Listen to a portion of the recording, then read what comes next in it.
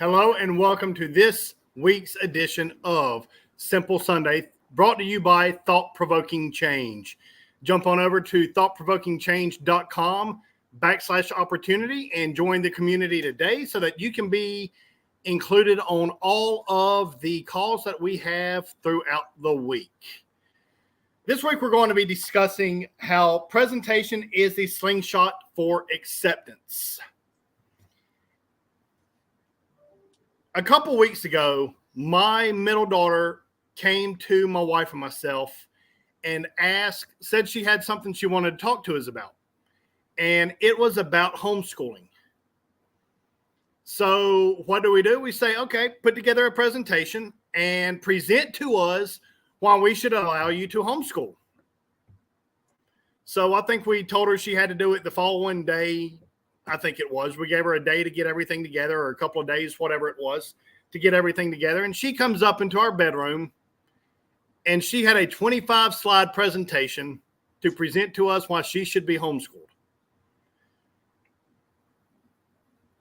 Our mind was already made up in all reality. However, we made her redo the presentation the following day for various reasons. And, we wanted to basically, I wanted to make her panic a little bit to realize once she gave the presentation the next day in front of the entire family and not just us, I wanted her to realize that the stress that she caused herself in between the two presentations, there was no need for it to be there. And because when she gave the first presentation, she was wearing a T-shirt that said, what was it, Kate? The 100th magical day of school? She was wearing one of my 100th day of school shirts that is Harry Potter themed that said the 100th magical day of school. And she's wearing this to present to us why she should not be homeschooled. And we pointed out to her, we're like, baby, no. Dress the part.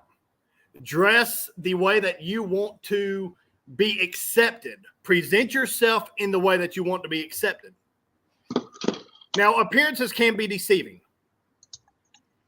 I've known of people that have driven high-end cars that they weren't their cars.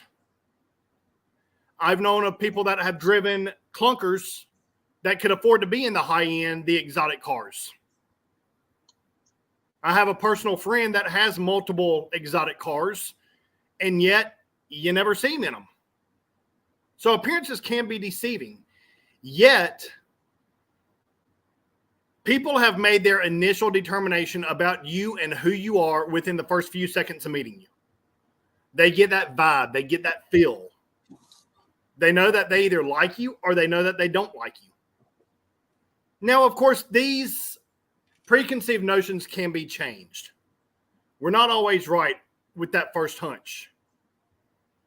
However, many times we stick with that first hunch through the duration of the relationship, or we never have the relationship, just based on that one simple concept of I don't like them, I don't trust them for whatever reason, whether it's justified or not. The presentation's a lot of that. How people see you, how people perceive you is the way that they're going to think that you are as a person. Now you got to decide, are you going to work to change that, or are you just going to let them believe what they want to believe? I am one that believes that some people, you just let them believe it and you move on. Some people, you actually want to change it. And that does flip-flop back and forth as time goes on. But presentation is the slingshot of acceptance. So the old saying, presentation is the slingshot for acceptance, has been around for a long time. Others thought that once physical appearance was important for gaining acceptance, and that it sets the stage for a successful trip. Simply put, appearance counts in life. This idea has changed to reflect the many cultural eras while still clearly resembling its original form and fundamental practices or principles. It has become clear that when generating a good first impression was prioritized, using the presentation as a tool to accomplish goals was commonplace. Yes. Well, what's it?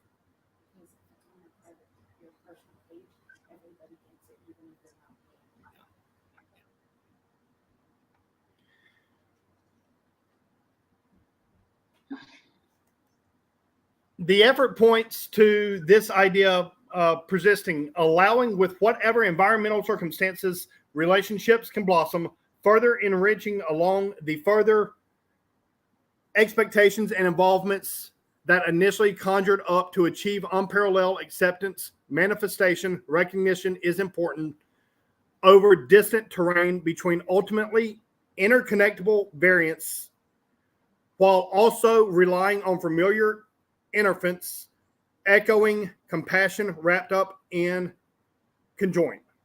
Okay, let me ask y'all a question. Have y'all ever been in a situation, whether it's in a live room, a virtual room, just meeting somebody, that when you go in there, you feel like you don't like this person, but after sitting there and listening to them talk or getting to know them a little bit, you're like, I like this person. So you completely change your stance. Or on the flip side, have you ever gone into a situation where you felt you didn't like the person and then you realize you do? The initial first few seconds of seeing somebody, you've made your determination. So what does it take to change that determination once you've made it? Or can you? Can you truly change your feelings for somebody? Is that a blanket statement? Do you feel that you can change your feelings towards somebody, whether positive or negative? Yes? It's No? a mindset thing. It's a mindset thing. In what way? You know, just how you choose to perceive whatever. You know, it can be your mindset can cloud reality sometimes. I can't think of a specific example. Yeah, for sure. For sure. And your current situations can cloud a situation. What you're going through in life, you will project onto other people. When you are happy, people can see through it. Especially when you're somebody like me that wears their feelings on their sleeve. Once you get to know me, you can tell how I am pretty quickly. Lisa, you've known me for a couple of years. Can you read pretty much how I am in life just real quick when you see me? Yes, when we're together, yeah, I can. Sometimes if it's a group, no, but if we're together, yes, absolutely. Absolutely. And it's all about presentation. You know, another interesting concept is I was talking to somebody very recently, and they said, what got you to the point of where you wanted to start working out? And it's very simple. One thing shifted my mind to just stay on the track, way past 75 hard.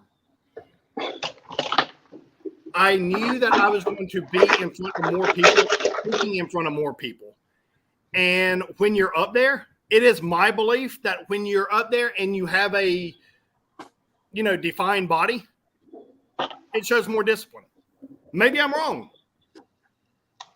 That's just my thought process is if they can keep that under control, then they can keep other things, business and things of that nature under control as well. Now, I do also understand there are certain times there are health situations that give challenges and present challenges with that. I understand that. But overall, it's a presentation situation. You know, I have a buddy, and many of you know him. He is a member of the Thought Provoking Change community, Dean. He picks on me all the time about how I dress. He has fun with it. He enjoys messing with me. Right now, I'm wearing a Versace shirt. He enjoys picking on me about it. The thing is, it's not very common that I wear this brand of shirt But any of you that know me know that I dress really well. It's just a thing for me. I enjoy the button downs. I enjoy a nice shirt. I enjoy all that. Again, it is presentation. That doesn't tell you the nature of that person, though. Again, appearances can be deceiving. My father-in-law is a great example. Absolutely wonderful example. I outdress him daily. Would you agree, Kate? I dress nicer than my father-in-law every day.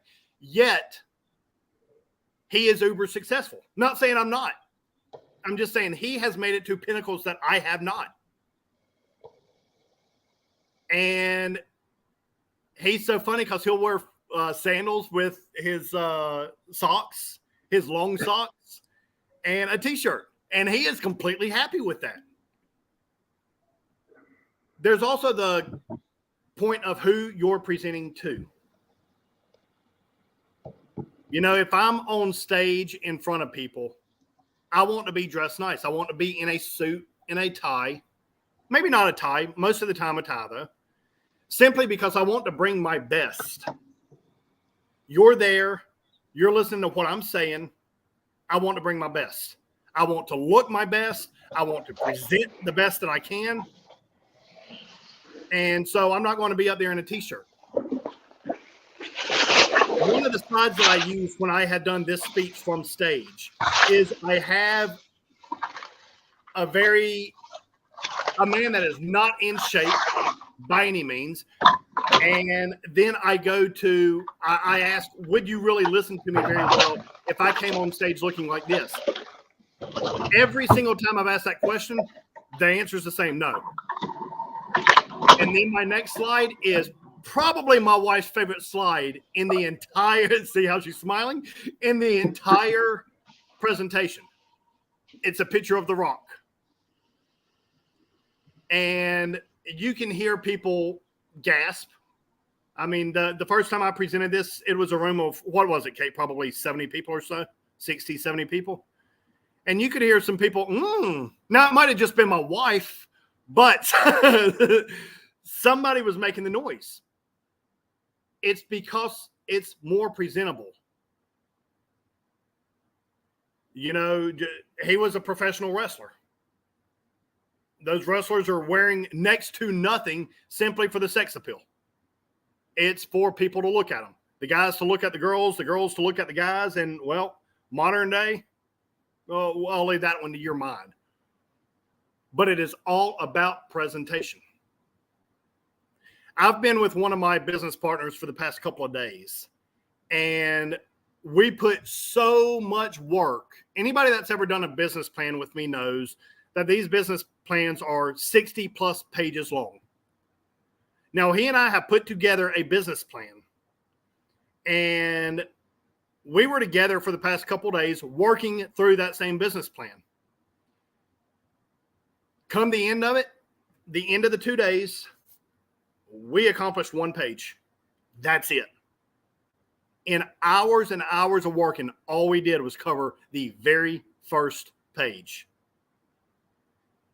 The reason why is because we are working on the presentation portion of that business. Who is our avatar? What are we offering? How are we helping people? How are we increasing the quality of everyone's life that buys into the program? And even though we've spent countless hours on that business plan, now we're going back through at the very beginning to start and to rip it apart, page by page, line by line. So Lisa, Ricardo, I know y'all worked with me on a business plan. Man, I'm learning that plan so much more in depth. And they both said, oh, that's good. It's done. It is all about who are you presenting to. You can have the best product. You can have the best service. But if you don't know who you're presenting to, what good's it going to do? As many of you know, I have owned a commercial cleaning service for over 20 years. And I remember when I first got into business, I was having a conversation with my oldest brother. And he said, Jonathan, who is your client? And my concept then was, if it can get dirty and it can get wet, I can clean it. He said, no, you need it more in depth than that. I said, okay, well, and this was just me spitting stuff off the top of my head to make it sound like I knew what I was talking about. I said, vinyl houses. He said, that's great. That ended that conversation, which I was happy with. That was what I was shooting for. Now, in hindsight, 20 years later, I realized how important that was. Even though I was just taking something very generic, now I realize how zeroed in that was. Because now I understand how many different facets of that business there are. That particular portion of it was pressure washing. Man, there's pressure washing fleets, houses, parking decks, shopping centers, vent hoods, you name it. The list goes on and on. So when I told him vinyl siding houses, it let me off the hook.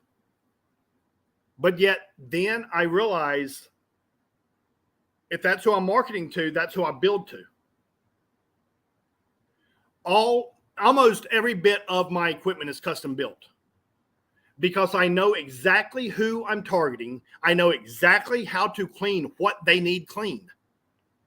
I got a call probably 10 or 12 years ago to do some parking decks in Tennessee. This is one of the very few times this ever happened, one of a handful of times.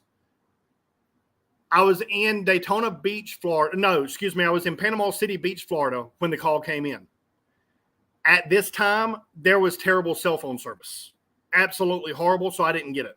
Plus, my cell phone was in my room. I was down at the water park of the hotel. When I got back up there, I called them back, and they said, somebody's already called. We've already hired them. Okay.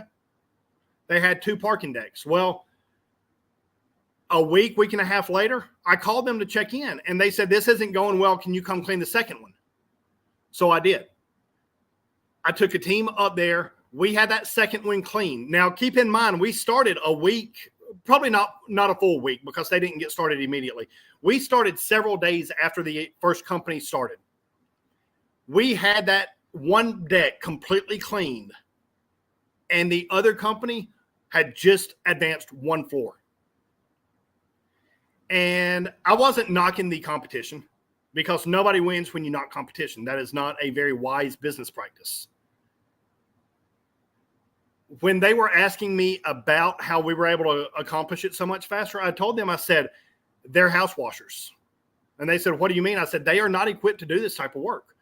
They are equipped to do houses. And I told them, I said, look, if you're wanting to have your house cleaned, call them. They're going to do a better job than I am. I am equipped for this type of work. I could go there and present to them our equipment, our experience, and say, here's why we can do this. And if I wanted to, I could have presented to them, look at their equipment, and here's why they can't do it. Again, I didn't. That's not good business. But you set everything up to be accepted where you need to be accepted. We do commercial cleaning in that business. I'm not equipped to do houses. I am equipped to do houses, just not on the mass market. We open up for about 6 weeks every year where we do houses. I call it house wash hell. And for those 6 weeks we do, Kate, what do we do typically in a year? 40 or so? Oh, more than that. Closer to 80. Okay. So about 80. During our house wash season, it's about 80.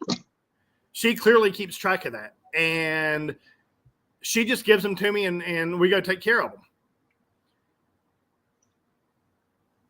Yes, we're able to move through and advance on those because we're equipped to do that as well, but we're not equipped to run a year-long house wash business. We present ourselves for what we need to be accepted for. You're not going to present yourself as somebody, well, you shouldn't. I'm not going to say what you are or what you're not going to do. Would you go out and present yourself, I can show you how to make $10 million a year when you haven't done it yourself? No. You know, one of the things that Dean and I talked about was exactly what we're offering. And the big thing is just being fully transparent. He brings a lot more to the table than I do. His success in business far outdoes my success in business. Yet, when we're working on what to put together, we always look at it as though, what can we both offer that both of us can pour into somebody, that both of us can pour into a group, into a community, into the live attendees of our events. Because it's about seeing everybody up level. It's about seeing everybody win. One of my mentors has this saying that, how does he put it? Lisa, you can probably help me with this. There is a way to make money, and it may not be the way you're doing it now. You know the quote I'm trying to pull from him?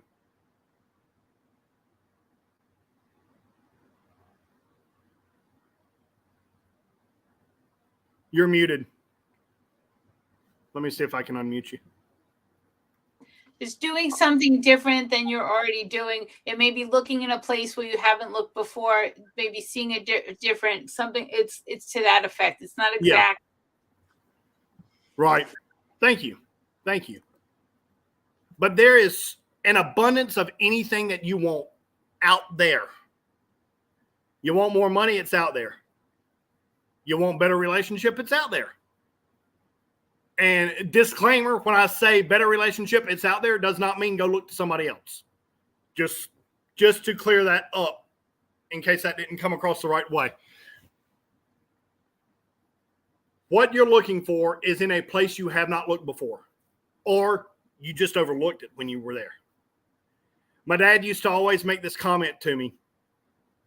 He said, son, it's in the last place you're going to look for it, no matter what it is. Because Kate has a bad habit of losing debit cards and stuff like that. She's gotten better okay, all right, it was me.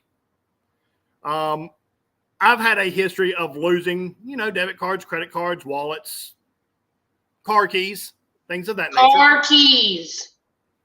Kids, whatever. And the reality is it is in the last place you look for it. And sometimes you don't even find it and you just have to have a new set of keys made. What you are looking for is there. So what is it that you're looking for? Are you presenting yourself in the proper way to get what you want? Are you presenting yourself in a way to be accepted? Are you presenting yourself? Let me put it to you this way.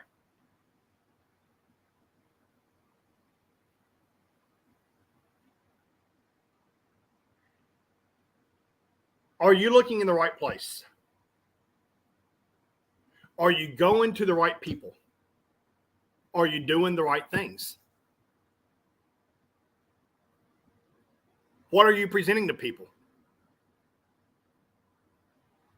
In your businesses, because I know many people on here are business owners, are looking to scale up to be a business owner. Several of us own multiple businesses. Are you presenting yourself the right way? Do you have your elevator pitch to tell people? Does anybody know what an elevator pitch is? Just give a thumbs up if you know what it is. All right. An elevator pitch, to put it simply, is you're in an elevator with somebody. You can tell them what you do before you get off the elevator. There you go. 10 seconds. An effective elevator pitch is 10 seconds long. And you've told them your whole life story. But you have to be able to present. Because what if the person that you are on the elevator with needs you and you need them? What if they're the person to push you over the edge? What if they're the person that gets you to that next level, or you're the person that gets them to their next level? You never know who you're talking to. You never know who you're dealing with. When I went to event in San Diego in March, I believe it was. Dean told me, we went out there together, and he said, Jonathan, I'll tell you now, you will not know if you're sitting next to somebody that has nothing or you're sitting next to a billionaire. Present yourself well. You never know who you're talking to. You never know what it's going to be to get you out of the funk that you're in or to get you to a better place, even when you're in a good place. The first step is presentation. It doesn't have to be fancy clothes. It could be a smile. It doesn't have to be a fancy car. It could just be you're showing up on time and you're there when you're supposed to. There are some people that will look at the material things. To be real with you, if I'm dealing with a real estate agent, if they pull up in a hoop-de-doo, I'm probably not going to work with them. That's just maybe I'm wrong. But you're judging the book by its cover, though. That's not fair. Say that again? You're judging a book by its cover. That's not fair. You're absolutely right. That's why I said I might not be right. In other words, that was me saying that the way that I handle that probably is not right. Now, here's a beautiful thing to that is the fact that I really don't deal with real estate agents. And it's been, Kate, we didn't deal with an agent on this house, did we? We did it ourselves. I can't remember the last time I even dealt with the real estate agent. So if times were to be here now present where I was dealing with one, it would probably change because I have learned a lot since then. Where are some places that y'all have found that your presentation made or broke the situation you were walking into? I can say something, so to speak, just the job that I applied for. When I sent in the cover letter, I did some research and I sent it to the director of LifeShare. Well, after I submitted the application, I found out who the hiring manager was, and it was a different person. And so I immediately went and changed the heading on my cover letter and sent him an email, just let him know I applied for the job and that I had originally sent the letter to the other person because that's who I found. Yeah, after I applied for it, I found I wanted to correct it to the correct thing. So I sent him a copy with his name on it and a resume attached to it. And he called me back and told me he was impressed that I had taken the time to do that. And even though we haven't met face to face, that's still, I'm very detail oriented, and that's so I wanted things to be correct. And that is a perfect example of presentation is the Slingshot for acceptance. Susan didn't get that job yet. Will she get it? Who knows? There might be something better out there for her. But she sent me some of the screenshots and the emails, forwarded me some of the emails to look. She was very proud of herself, as she should be. That was a very wise move on her part to go back and change the name to be very direct with the guy. Mm-hmm. Now, why was she not hired? Who knows? Sometimes those things that don't work out is not a no from God. It's a not yet. It's a hold your horses because I have something way better for you. Well, it could be. He told me he was going to hang on to my resume, and he didn't have to call me at all. So I took it as a win-win situation. Absolutely. And I would bet you there were some people he did not call. Oh, I'm sure. That even if you were not number one to be hired, you're on that list. Yeah. And all hires don't work. That's true. So that is a perfect example. Mr. Ricardo Dwayne. Love it. What about you, brother? What's an example that you can give where your presentation of who you are, what you do, was your key, your slingshot for acceptance in that situation? Oh man, let me see. I've had a number of instances where that's happened, but I can say the most recent time was that first stop in Chattanooga. For myself, I did Oh, good. Ricardo, fill them in on what that means because they might not know Okay, what you're talking about. this is the first stop of the Taking Authority tour. When we met with everybody, when Jonathan spoke that first time, and we had James Dixon and Greg Reed and all those guys there. When I just did what I naturally do, which is just talk to people one on one, just about just any old thing. I felt like it was natural. It was great, But when I had to talk about myself and talk about what I do, what I offer, and those things, there was some and ands and uhs involved because I don't typically talk about myself. So I haven't heard myself say things about myself that really drive home what I actually do. Because I hadn't taken a lot of time to really think about it. So it was me more or less talking to them and about things around them and about, faith and other things. But when I had to talk about me, I gummed the works up, so to speak.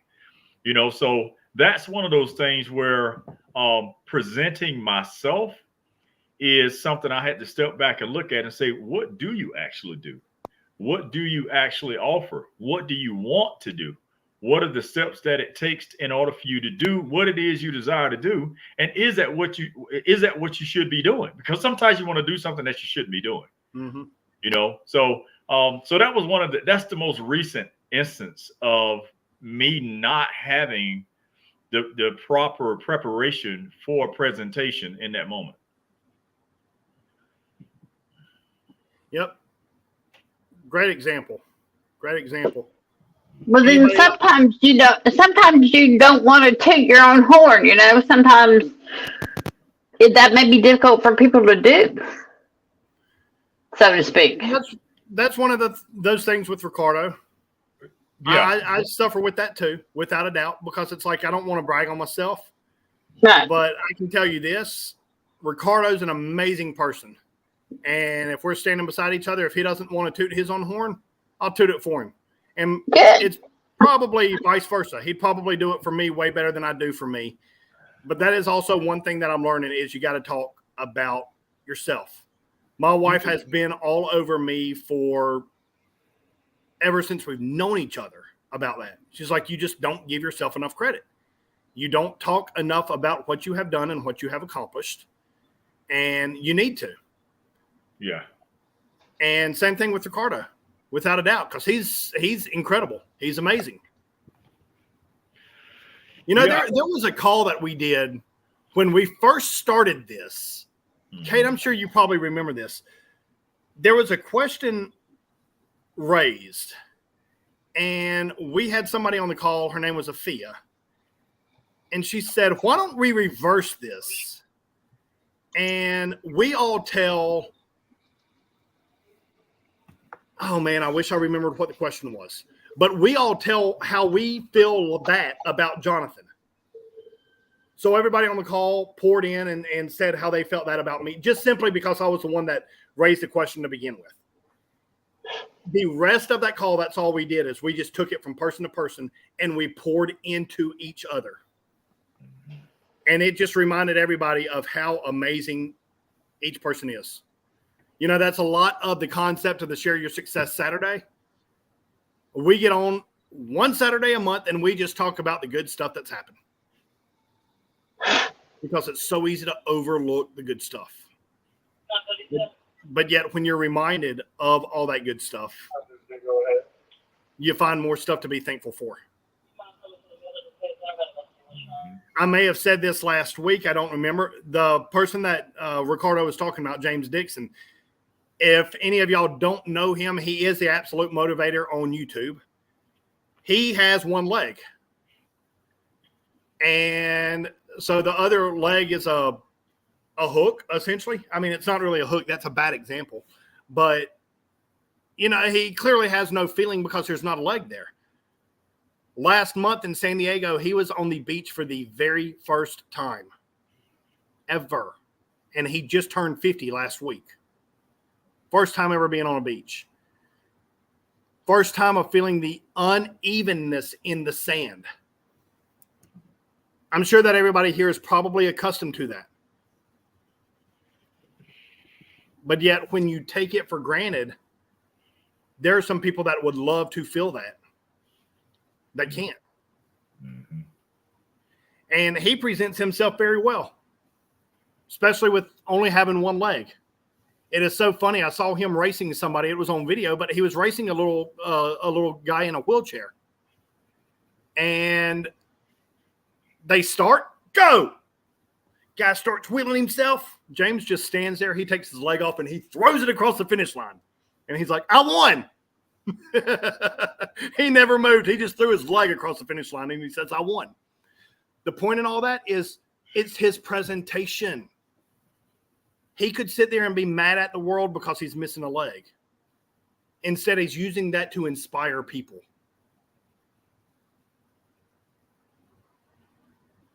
How do you use your presentation to inspire people? I wrote about my breast cancer journey in a book. That's how I use my presentation. That's awesome. And, speaking of your presentation and all that, the job that she was applying for, she could really get real and personal with Mason simply because of the job that she was applying for. And she has lived it in her life. Can you shed a little bit of light in there? Because I don't want to tell any of your information that I shouldn't. Oh, it doesn't matter. You know me, I'm an open book. I applied for a family services coordinator for LifeShare Carolinas, which actually works with families who could be potential organ donations for loved ones that have been declared brain dead. And so with my brother died by suicide, which is really traumatic and really sudden. So our family didn't have the opportunity to have the choice to donate life. And then my husband is a bone marrow recipient 2 times. The first one failed and the second one. So he's had 2 different bone marrow transplants from 2 different people that were off of the national marrow list because he didn't have his brother's adopted. So that kind of kicked his brother out. So we had to go to the national donor list. And so I've been on that side too, where you're waiting for something. Mm-hmm. So, and I put that stuff in my cover letter. I use Chat GPT to help draft out the cover letter, and then I just changed it to make it my own. So, and I thought it worked out pretty well. Her presentation was about, I can relate because I've been through this. I'm not applying for a job. I'm applying for something that means more to me than the money. Presentation. Right. And I told them I had watched honor walks on YouTube, and just the feeling warms my heart just to see that they respect the person that's going from the ICU down to surgery to have their organs harvested. And it's just, they have the hospital employees lining the hall, or anybody really that's there lining the hall as that person's being wheeled by. It's really heartwarming. Right. You're giving life. Mm-hmm. Literally, you're giving life. I have a buddy that we went to church together many, many years ago before I moved up north. North Atlanta, not North America, like north. He has had his kidneys replaced 2 times, I think. And he was supposed to have been dead like 20 years ago. They gave him no chance to live. Yet he had his kidneys replaced. And then a couple of years later, they failed. And he had to have them replaced again. And last I heard, they're going down. I mean, if you know much about kidneys, they don't really last too terribly long once they've been put in a new body. At least that's what I understand from them. But the thing is, he's already added 20 more years, and they'll put another one in. So who else has another story of how their presentation helped or hindered the situation? Were you applying for a job? Were you asking somebody on a date? Were you looking for a new church? Where did your presentation allow you to be accepted? Danny, do you have a story for us? Danny Champion might not be with us. What about you, Lisa? There's Danny. Hey, Hey. Do you have a story for us? I was eating dinner, so I'm sorry. I apologize. I just still wanted to hear what was going on. So you were talking about presentation. Yep. I relate to it every day.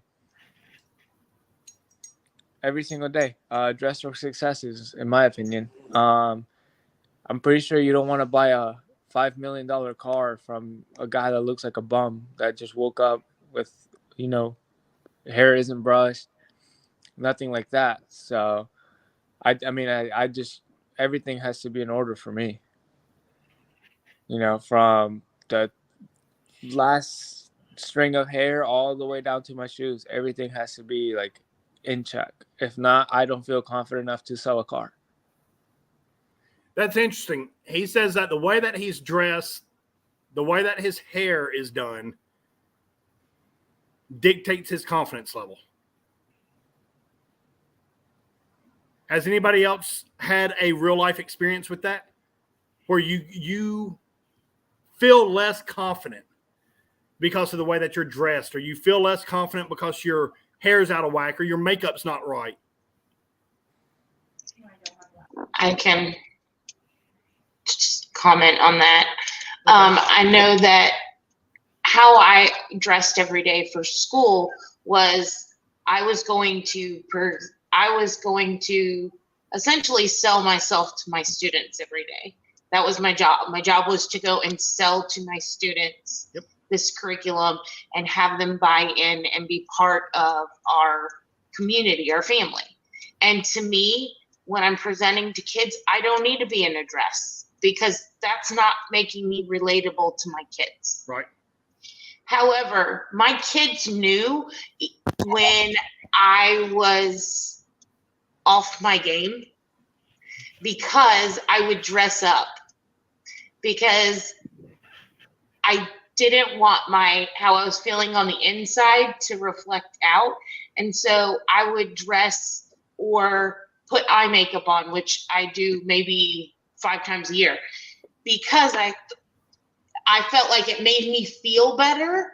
It boosted me a little, but my students knew something was going on because they were so used to what our normal was. Mm-hmm. And so my kids would ask me, they're like, what's going on? They knew my hair was only down on days when we took pictures. So that was the only day my hair was ever going to be down. But they knew if I put on a dress or dressed up or did something like that, they knew that something internal was going on. Right. Because I did it to make myself feel better about myself, because I didn't, even though I could have probably gone in there and them have no idea that I was having an internal struggle, I did the clothes for me to feel better, to feel that I was presenting better to others. But my students knew. They knew because I was supposed to come in there looking a certain way, dressed a certain way, because in my jeans and one of my 4,000 education t-shirts I had, that's how we rolled, because I would play with them on the playground, or I would be the one on the ground with them reading. Even at 4th grade, I still got on the ground with them. So when I was dressed up, it was like, something's off about her, but I was doing it for me, hoping that it would help me. Did it help you? It did, in the fact that other people would compliment me because I was dressed up a little bit. And people would say, oh, I love that. And it did make me feel better because I was more positivity poured into me. Right. Love it. So can you be overdressed for success? That's a very good point of what you just said. Can you be overdressed for the situation for success? Can you be overdressed? Absolutely. Yes. Absolutely. I feel that you dress for the situation. Bingo. I mean, anybody else? I agree. I actually just ran into this yesterday, I want to say. It was either Saturday or Friday. We have a finance manager and he's pretty young. He's a young guy. And I asked him, I said, "Oh, you're wearing a suit." I said, "You make me want to start wearing suits." And he's like, "Well, there's no reason why you should wear a suit." And I said, "What do you mean?" And he's like, "Well, you're running around chasing the cars and gassing them up and selling the car. I sit in the back and I sell products." I said, "I get that, but I also want to look professional." He's like, "Well, what would it look? Well, how would you feel if you got sold on a car by a guy wearing a suit and then came to the back and got still wearing?"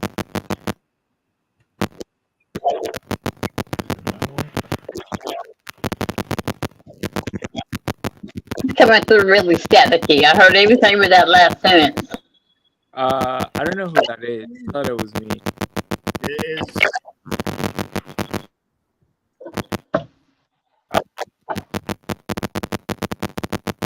I don't know. That just started. So everybody else hears this? Yes. The crackling? Yep, I can hear it.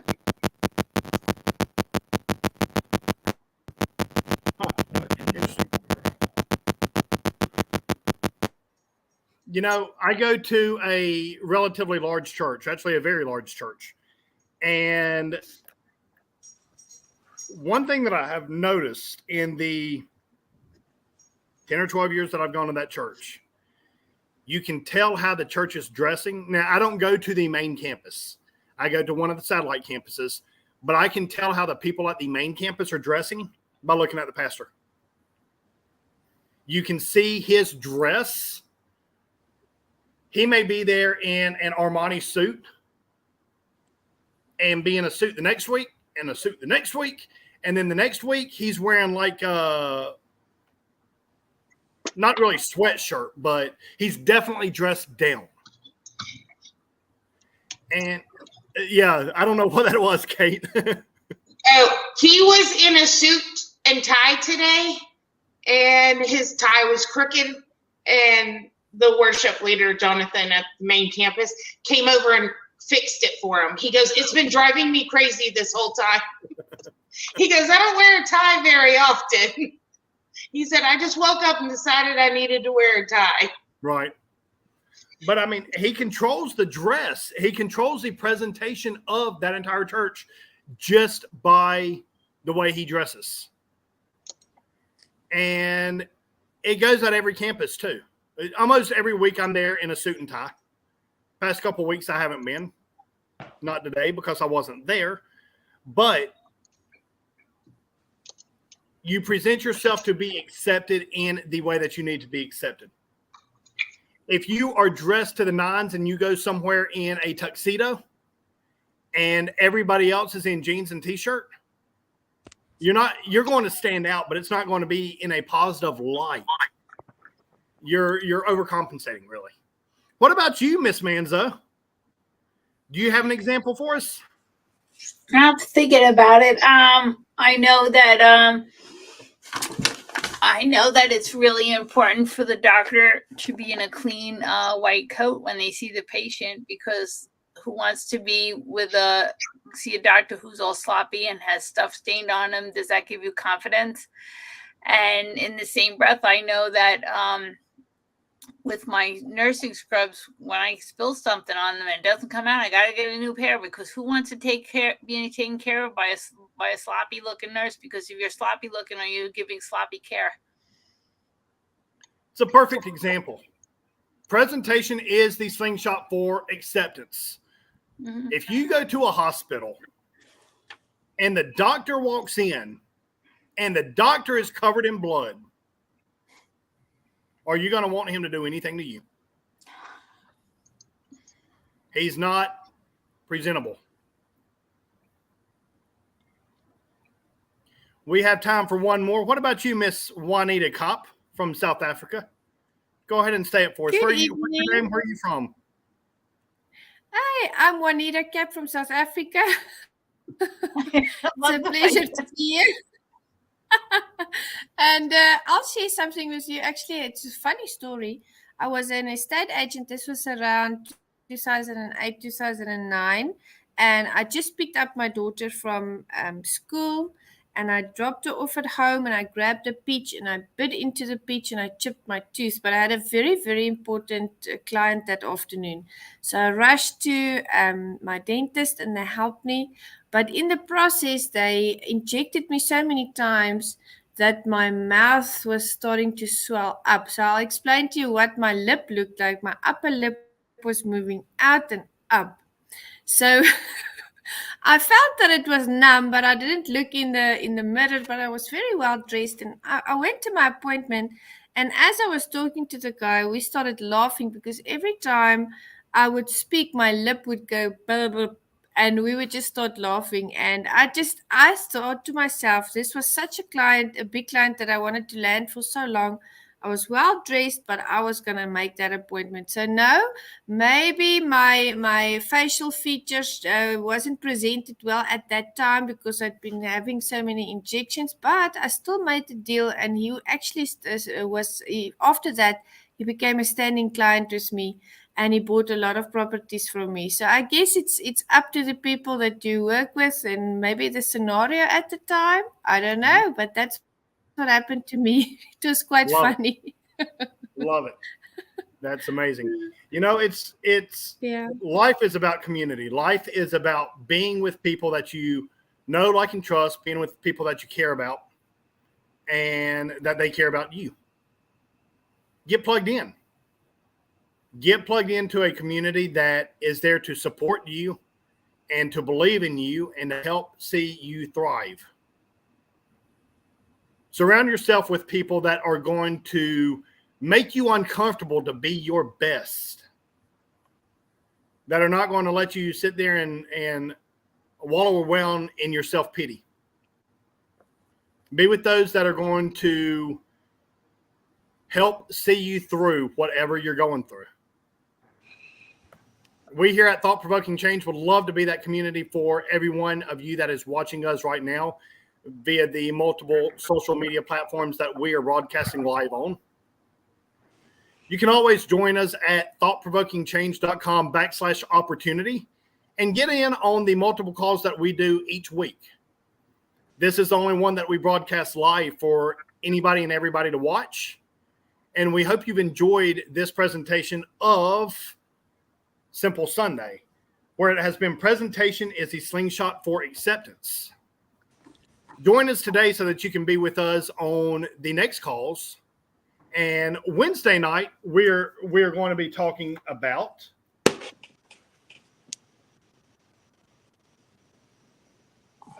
words are the slingshots for feelings. There is power in your tongue. Your tongue is it's the strongest muscle in your entire body. Your words can build bridges, and your words can heal hearts. Your words can also destroy bridges and can also destroy hearts. So be with us Wednesday. It is members only. So join thoughtprovokingchange.com/opportunity, and we will see you live Wednesday. Everybody have a blessed and prosperous week.